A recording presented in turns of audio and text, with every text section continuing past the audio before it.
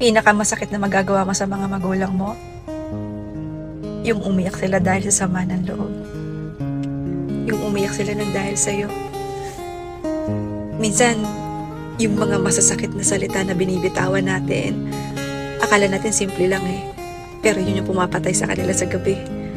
Alam mo yung bago sila matulog, iisipin nila lahat ng sinabi mo sa kanila. Hanggang sa hindi na nila namamalayan, tumutulo na yung mga luha nila. Alam mo yun yung pinakamahirap dalhin eh. Yung sama ng loob.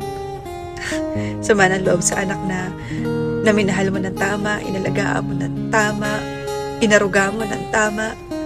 Tapos kapag lumaki na, kung ano na lang yung sabihin sa'yo, hindi na iniintindi yung nararamdaman mo.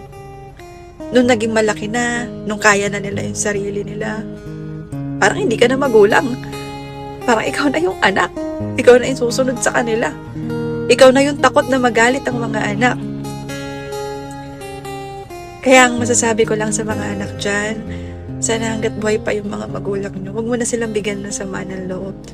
Sana yung mga natitirang oras nila, natitirang buhay nila dito sa mundo, sana pasayahin mo na lang sila. Kasi, alam mo, minsan yung stress ng magulang, dyan nakukuha sa sama ng loob nila sa mga anak nila. Tapos dyan na nagsisimula yung magkasakit sila, lahat-lahat na. Tapos ikaw marirealize mo lang, too late na. Wala na, nagkasakit na sila.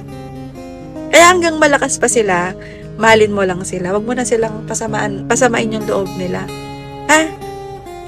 Naniniwala ba kayo sa sinasabi ko? Taga Sanwari kayo para malaman ko kung saan na maabot ang video ko. Ingat kayo lagi ha. God bless.